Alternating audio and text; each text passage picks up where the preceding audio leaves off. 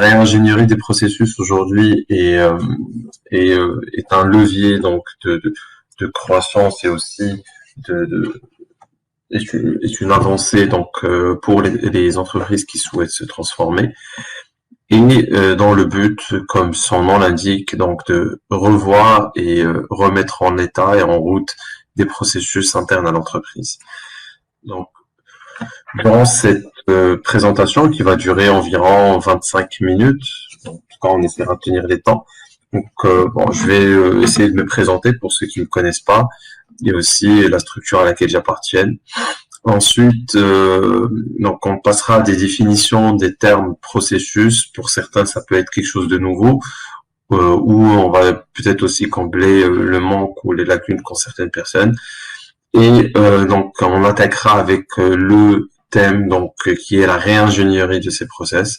Donc on va voir pourquoi et comment et quand on doit procéder à cela. Quel est le cycle de vie d'une réingénierie?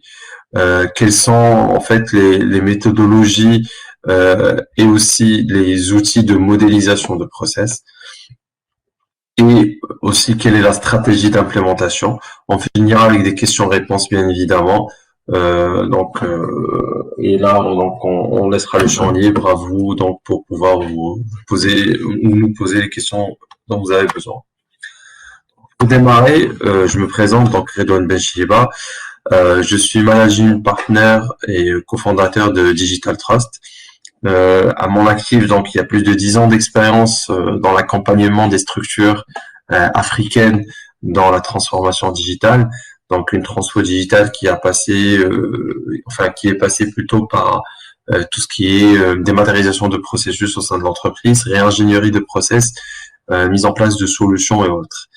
Donc durant ces 10 ans-là, donc j'ai pu donc acquérir l'expérience nécessaire donc pour avoir l'expertise en termes de réingénierie de process et aussi en termes d'accompagnement et d'aide aux entreprises africaines.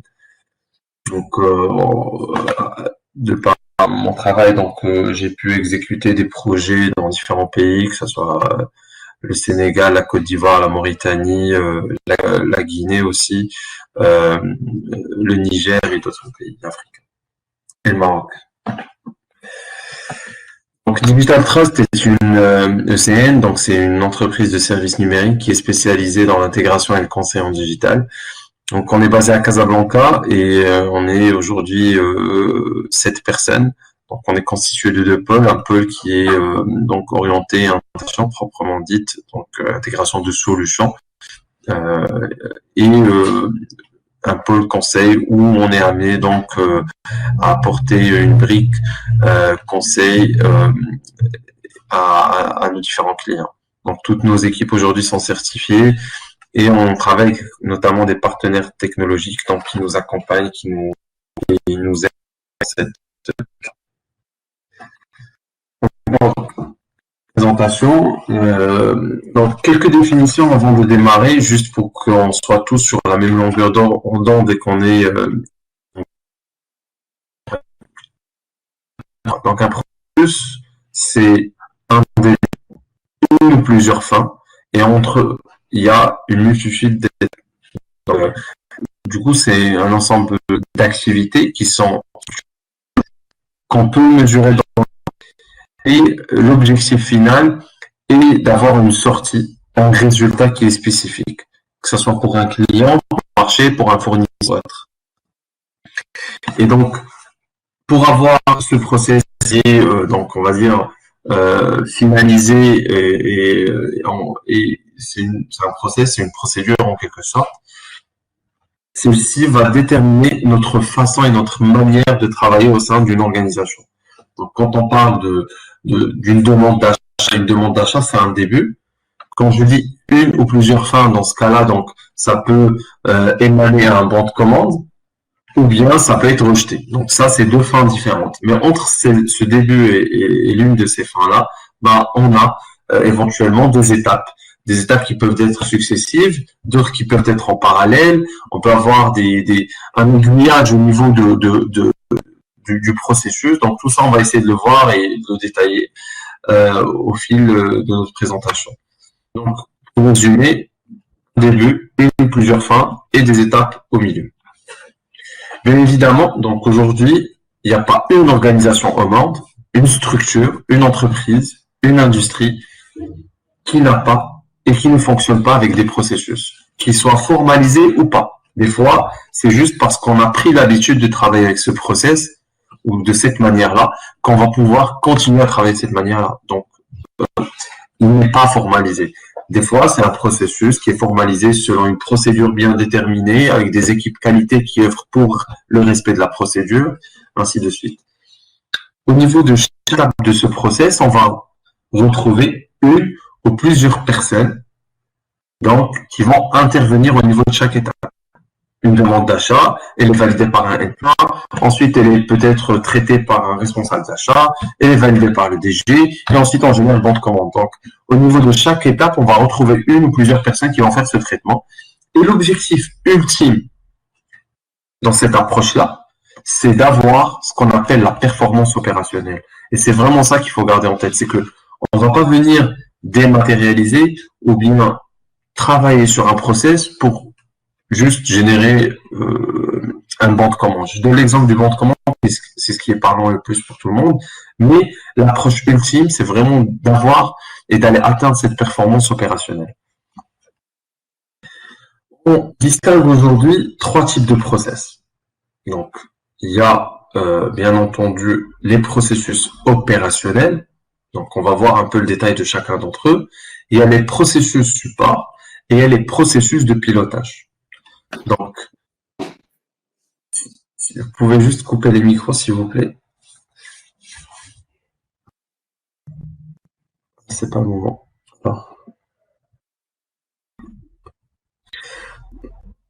Donc, le premier type, donc, c'est le processus opérationnel ou de réalisation. Donc, c'est ce qui va permettre à l'entreprise de fonctionner au jour le jour. Donc, il s'agit de l'ensemble des process qui vont aller d'une personne à une autre. Quand on dit client, ça peut être un client interne, donc d'une personne à une autre, et ils vont permettre la réalisation ou le fruit final, donc c'est un produit ou un service qui est fourni par l'entreprise à ses clients et à ses correspondants. Donc ça peut être client, fournisseur, partenaire ou autre. Donc en gros, c'est ce qui va permettre aujourd'hui de gérer tout le flux, toutes les demandes au sein d'une entité métier au niveau de l'organisation. Donc ça, c'est les processus opérationnels. C'est les demandes d'achat. Enfin, des fois, c'est des demandes d'achat, mais généralement, c'est des demandes qui vont aller ou qui vont vous permettre d'aller vers le client final ou le fournisseur. Ensuite, il y a les processus support. C'est là où on va parler d'achat. C'est tous les autres process qui vont représenter l'activité de mise à disposition interne des ressources. C'est-à-dire, aujourd'hui, donc, il me faut un PC pour travailler, je vais faire une demande d'achat. Il me faut quelqu'un au niveau de l'équipe, je fais une demande de recrutement. J'ai besoin d'une fiche de paie, je fais une demande, ça c'est administratif, une demande d'attestation. Donc ça, c'est les processus support.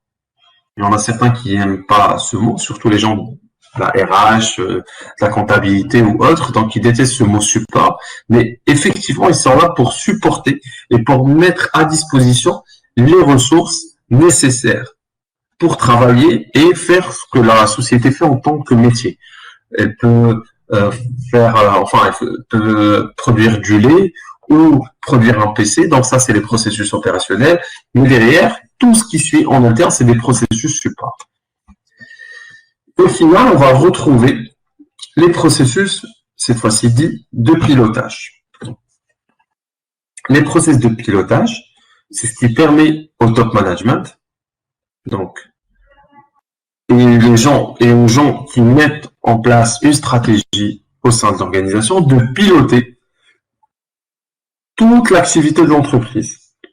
Donc, une entreprise ou une organisation qui se respecte, elle a évidemment des objectifs, elle a une stratégie, et elle a donc une manière de piloter qui va lui permettre donc de subvenir aux besoins et de grandir dans le temps.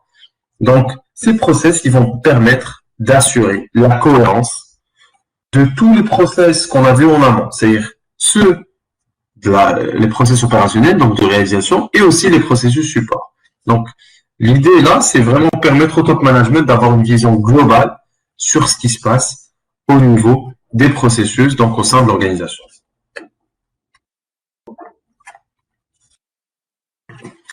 Maintenant, passons à notre...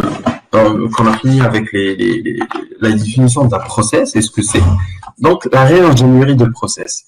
Ce qu'il faut garder en tête, c'est qu'aujourd'hui, donc, on parle beaucoup de processus, de procédures, etc. au sein d'une organisation.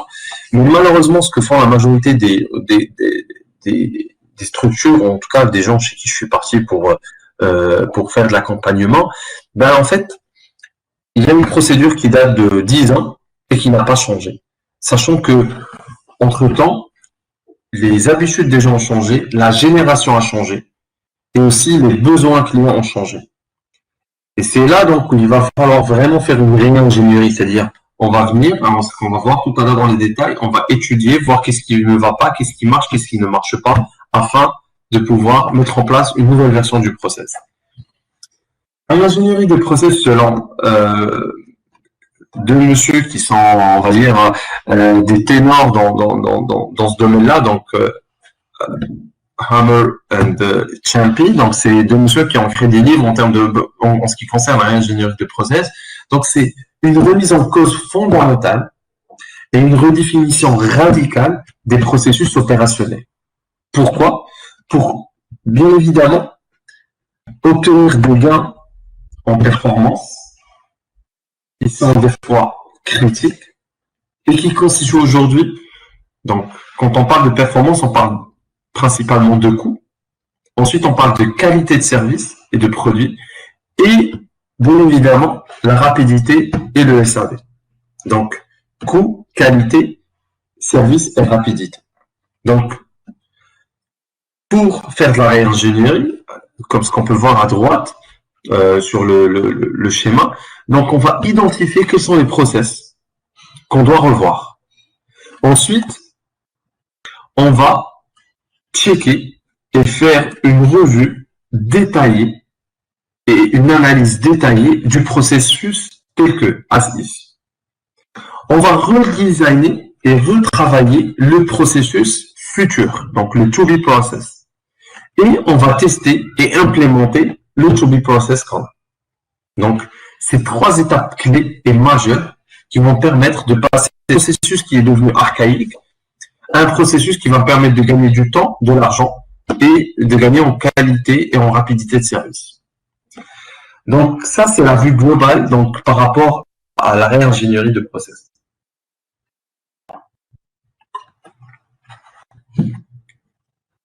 Maintenant, les réingénierie, c'est très bien, ouais, je veux faire de la réingénierie, je veux retravailler mes process, je veux que je sois à jour en termes des fois de normes qualité ou en termes de besoins clients, etc.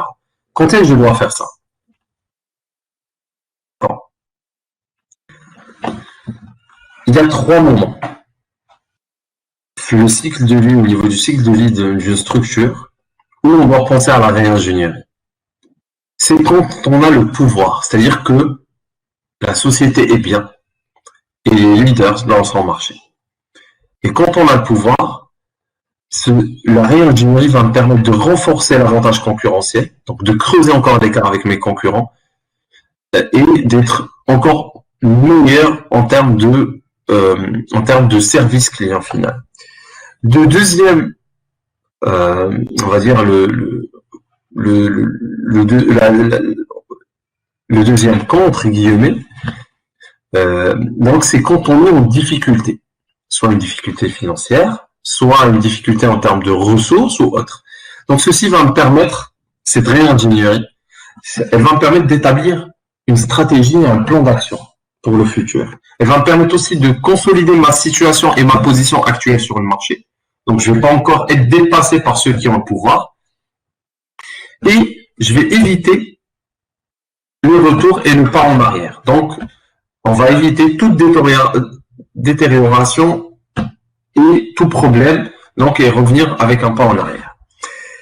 Et malheureusement, le troisième cas, et ça, c'est beaucoup de de structures qui sont en faillite, ils vont venir, ils vont se dire, OK, on est en faillite, pourquoi? Ben, parce que nos process n'étaient pas bons, parce qu'ils sont vieux, parce qu'on n'a pas pu accompagner, on n'a pas pu faire ceci et cela. Donc, c'est vraiment quand l'entreprise est en faillite, et c'est à ce moment-là où on va faire de la réingénierie afin de survivre déjà, et de rester debout, et aussi de changer, de révolutionner la stratégie et le mode de fonctionnement de la structure. Donc, le quand, c'est quand on a le pouvoir, quand on est en difficulté et quand on est en faillite. Ce qu'il faut garder là en tête, c'est que à tout moment, vraiment à tout moment, on peut faire de la réingénierie. Sauf que des fois, elle est là pour nous permettre de creuser l'écart avec les concurrents, et des fois, elle est là pour nous sauver tout simplement en cas de faillite. Maintenant, pourquoi est-ce qu'on va faire ça? On va le faire pour 3 raisons.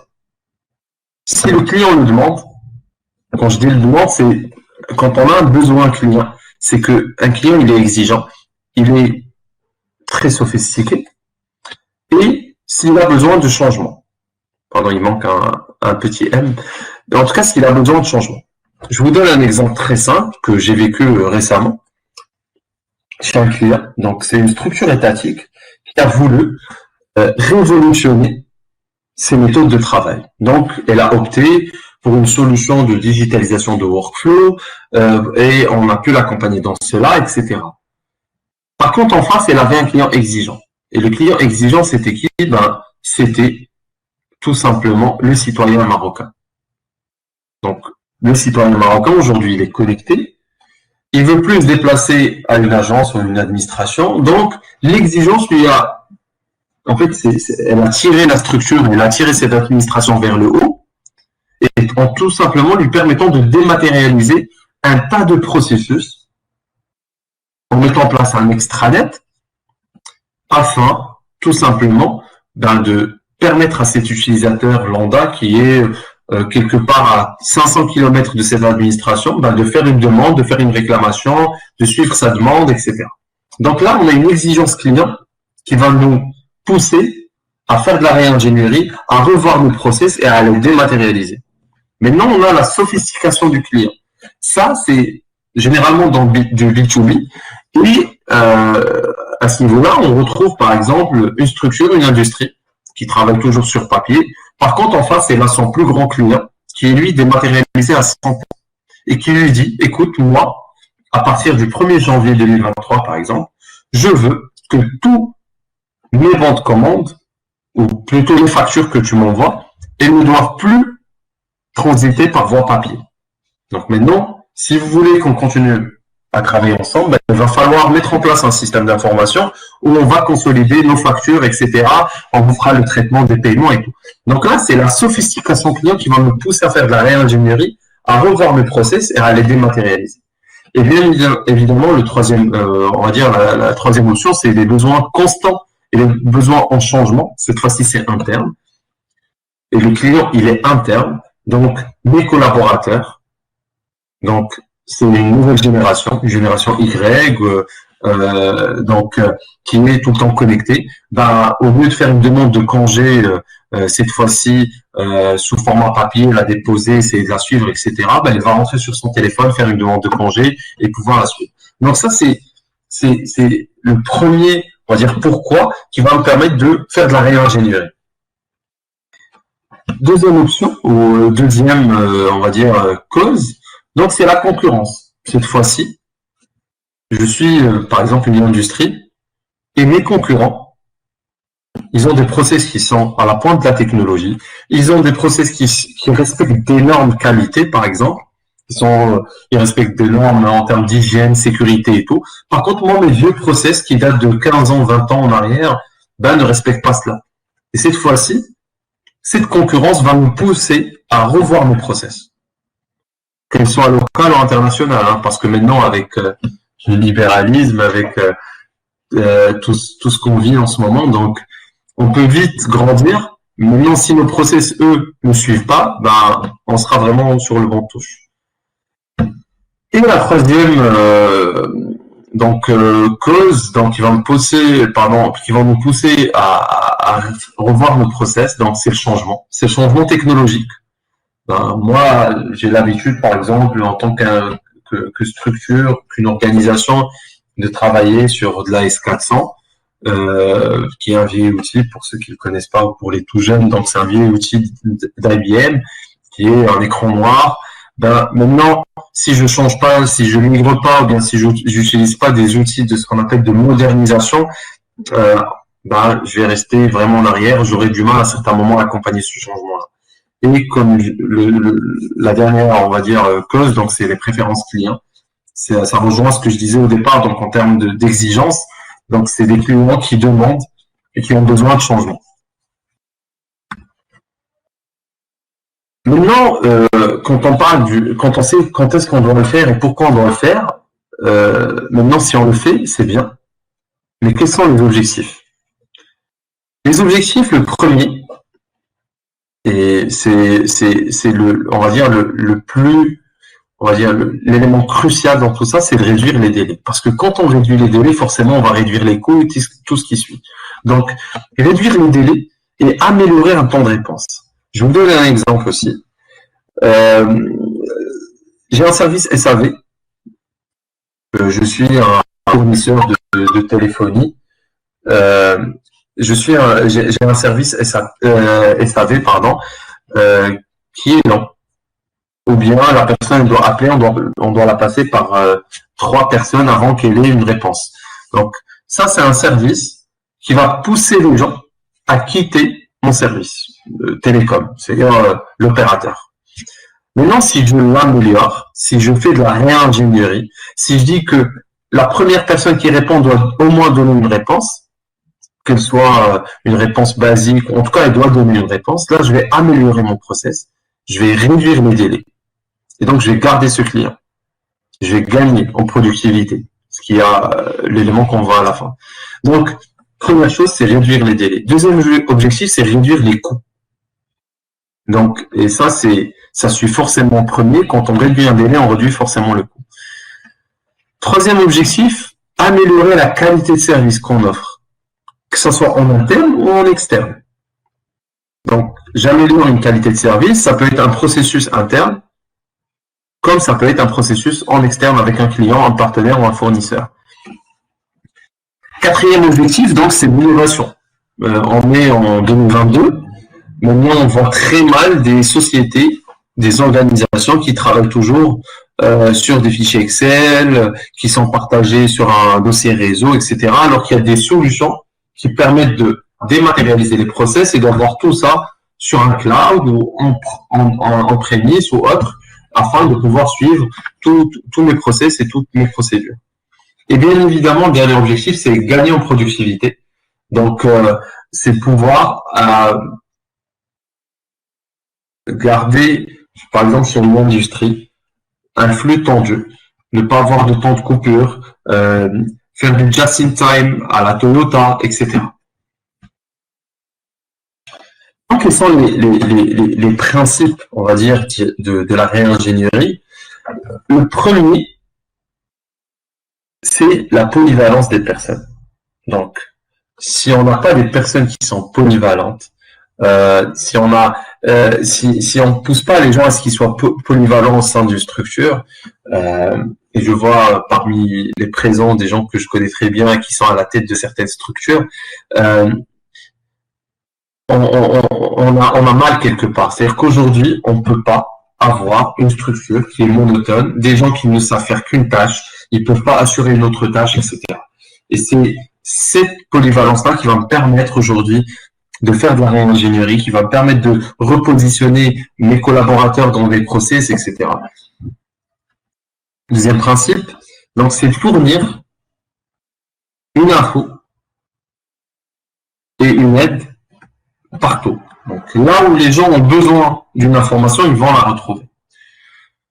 Troisième, l'intégration d'un système d'information au monde réel. C'est-à-dire qu'aujourd'hui, on ne peut pas faire de la réingénierie sans penser à la dématérialisation de ces process.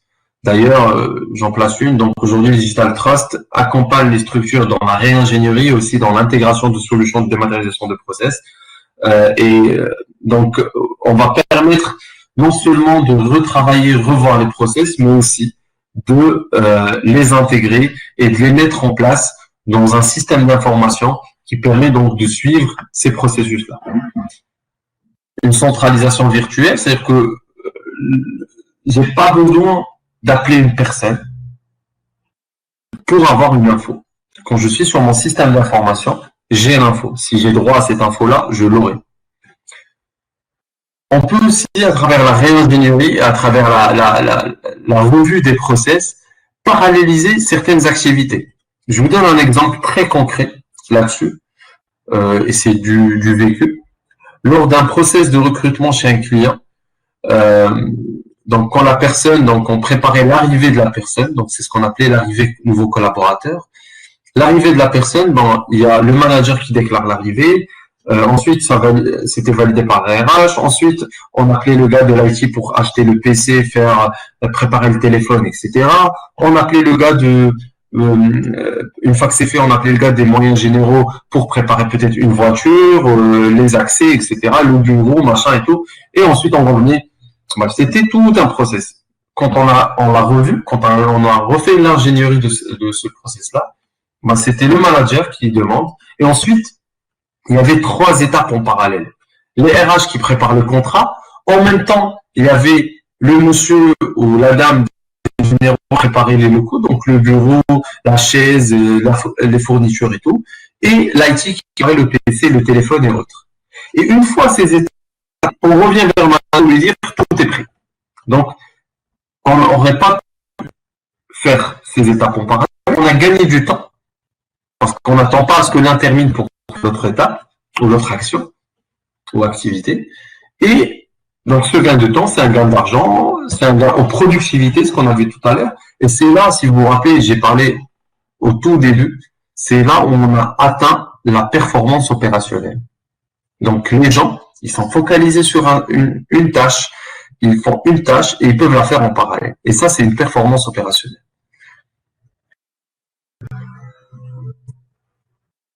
Next principe, c'est la décentralisation de la prise de décision. Donc, ça revient à ce que je disais, c'est qu'aujourd'hui,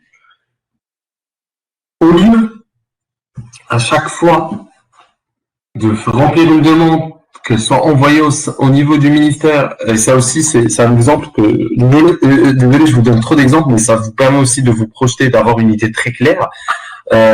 Chez un ministère, c'était le ministère de l'Agriculture au Maroc, on avait, en fait, les fournisseurs, afin de pouvoir répondre à des appels d'offres, il fallait qu'ils aient une certification, donc du ministère, pour pouvoir répondre aux appels d'offres, pour qu'ils soient éligibles. À chaque fois, un monsieur le ministère, il est à Rabat, juste pour vous donner un exemple, les gens, ils peuvent être à n'importe quelle ville, c'est-à-dire à 500, 600, 800 ou 1000 kilomètres de Rabat. Et à chaque fois, il fallait qu'ils se déplacent avec un dossier en papier jusqu'à Rabat pour déposer leur dossier. La réingénierie de ce process nous a permis de mettre en place, au niveau de chaque région, il y a 12 régions au Maroc, au niveau de chaque région, de mettre un bureau qui existait déjà, sauf que c'était pas décentralisé. Maintenant, une personne qui est à 1000 km, elle allait se déplacer juste au bureau de sa région, qui est peut-être à 100 ou 150 km. Et déposer le dossier, il était scanné et envoyé de manière numérique à Rabat pour qu'il soit traité. Donc vous voyez, ce que nous a permis cette réingénierie, c'est de décentraliser la prise de décision et de pouvoir aussi faciliter le travail. Et ça, c'était un objectif et c'était aussi l'une des causes. Donc c'est le client donc qui était le fournisseur, afin de lui permettre, qui était exigeant, et il leur disait c'est impossible à chaque fois qu'on se déplace. Maintenant ils ont revu leur process et ça leur a permis donc de gagner du temps et de productivité. Et bien évidemment, ça rejoint un peu ce que je disais. Le dernier principe, c'est la saisie à la source.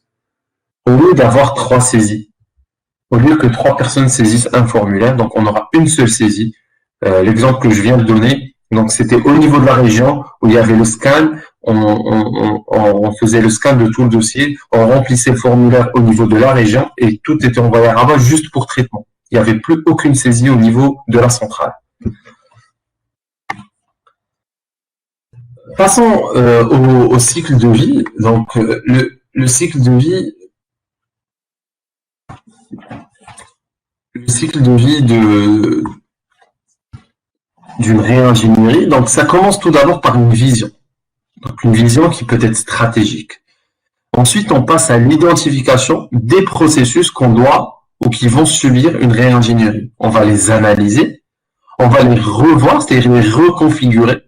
On va ensuite les évaluer avant de les implémenter dans des solutions. Et, bien évidemment, à la fin, on voit l'amélioration. C'est-à-dire que à tout moment, il va falloir revoir ces process, continuer à les améliorer, et ça rentre dans le cadre d'une amélioration continue. Pour les gens de la qualité qui connaissent. Donc, il va falloir suivre ce cycle pour continuer à améliorer le process afin de permettre à la structure d'avancer. Maintenant, si tout ça est bien, maintenant, comment est-ce qu'on modélise? Je ne vais pas rentrer trop dans le détail.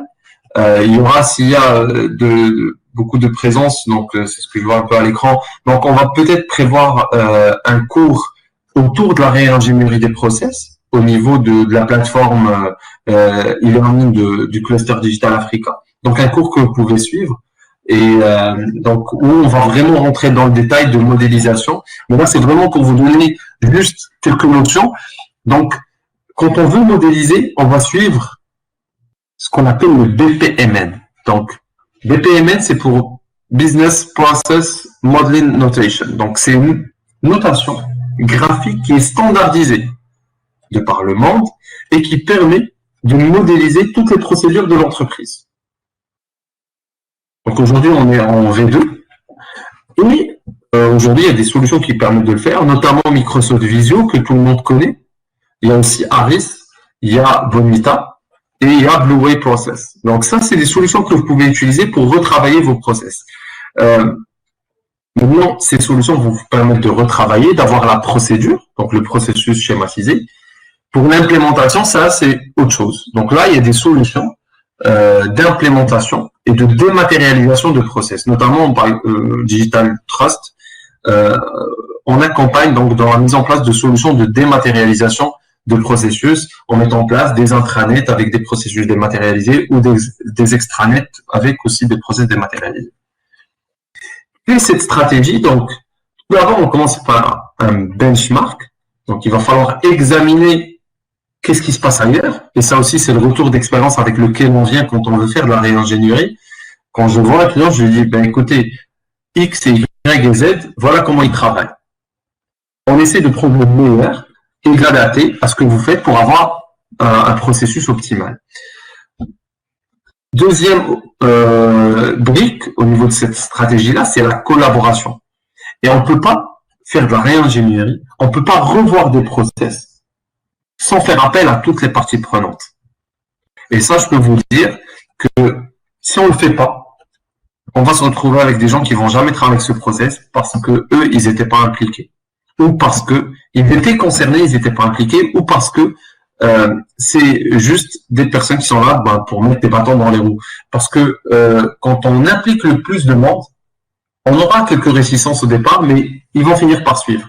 Par contre, quand on revoit le process et qu'au final, on essaie de l'imposer à certaines personnes, la résistance au changement, elle sera beaucoup plus grande.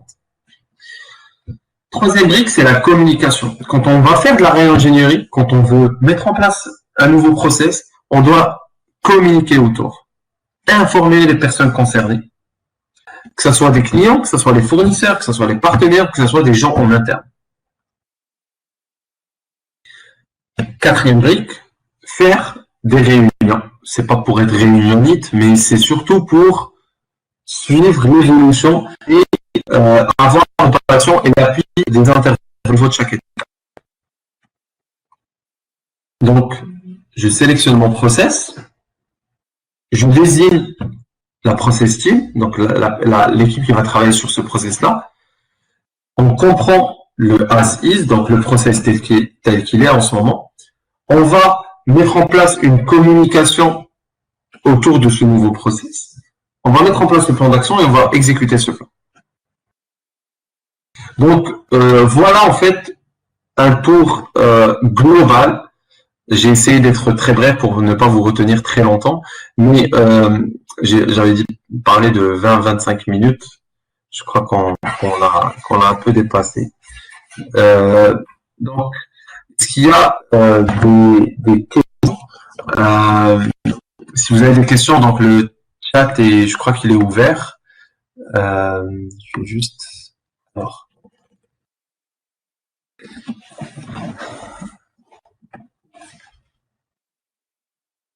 Alors, il y a je crois que c'est une intervention de Madame Asma Lamèche. La polyvalence, c'est bien quand le salaire suit aussi. On ne peut pas demander à des personnes de faire plusieurs tâches sans lui augmenter son salaire. L'entreprise est gagnante un certain temps, mais ça risque de...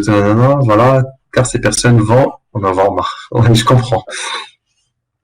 Donc, je pense que le salarié est aussi gagnant en montant de compétences. Effectivement, donc aujourd'hui, moi, quand j'ai parlé de tâches, c'est pas pour... quand je parle de polyvalence, c'est pas de surbooker la personne, c'est pas l'objectif. Sinon, on aura une personne qui va quitter, une personne qui va partir qui va pas être épanouie. Quand je parle de polyvalence, c'est aujourd'hui, moi, je suis dans la tech et je vous donne un exemple très simple. Aujourd'hui, on peut pas se permettre d'avoir une personne qui nous dit moi, je ne fais que du Java, par exemple. Oui, tu fais du Java, mais tu peux apprendre autre chose et c'est un plus pour elle. Moi, je vais former cette personne, je vais payer une formation pour cette personne qui va me coûter de l'argent en tant qu'entrepreneur. Et par contre, elle va monter en compétences. Parce que si moi, demain, j'ai pas de projets qui vont être développés en Java, je vais faire quoi? Cette personne, elle va être payée à ne rien faire? Non. Donc ça aussi, c'est pas bien. Du coup, voilà, la polyvalence, c'est vraiment ça. C'est c'est du win-win. C'est la personne est gagnante et l'entreprise est gagnante. Si vous avez des questions, vous pouvez lever la main ou prendre le micro. Je suis là pour vous répondre.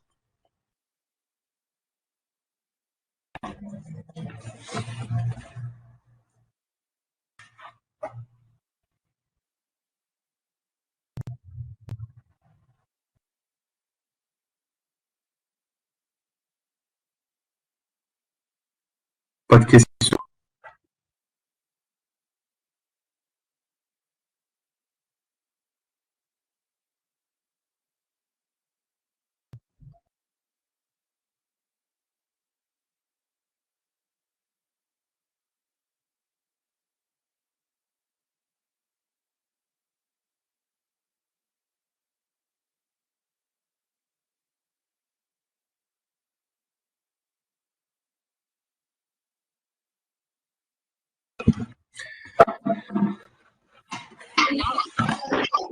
Si vous avez des questions, n'hésitez surtout pas à les mettre dans la partie discussion.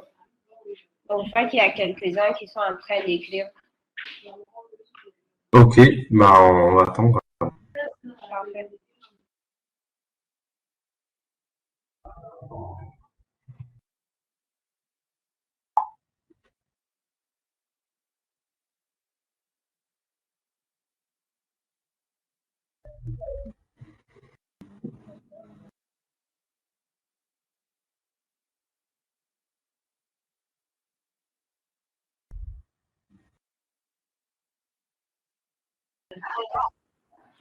Pour Asma, je pense que c'est plus une contribution qu'une question. Ah, je vois un point de vue. Il y a Abdelhaïm. Je ne sais pas si vous voyez le doigt, vous voyez la question. Monsieur Abdelhaïm qui pose la question, d'après votre expérience, comment peut-on encourager les employés à travailler avec de nouvelles solutions et de ne pas résister au changement? Alors, ce qu'il faut faire au départ, en tout cas, c'est là où il faut vraiment travailler, c'est en amont, c'est déjà d'assurer un volet communication. Donc, de faire de la com en interne, de parler des avantages, et ça, on le fait assez souvent avec nos clients. Donc, on fait des séances de conduite de changement. On va venir parler des nouvelles technologies, leur expliquer à quoi elles servent, l'application n'est pas là pour les flinguer et pour se mais elle est là pour les aider et améliorer et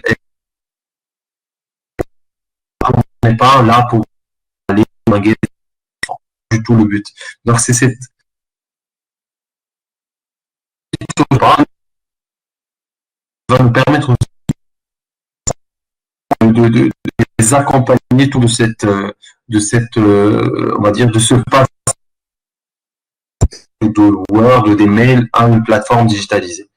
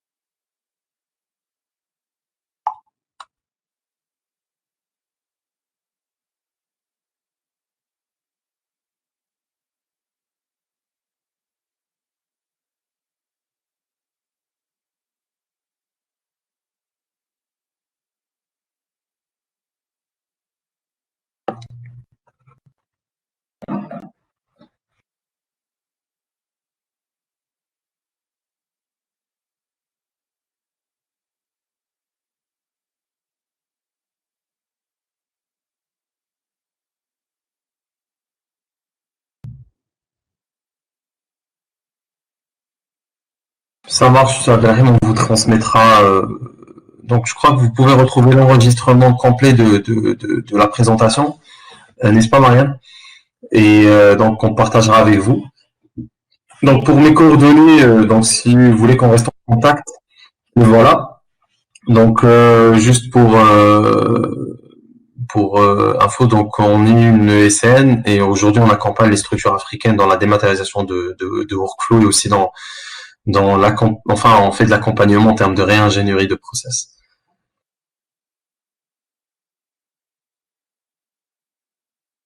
Donc vous pouvez noter sur LinkedIn pareil un Swan Benchiba avec 2 H. Donc on pourra rester en contact notamment pour voir où est-ce qu'on peut vous accompagner.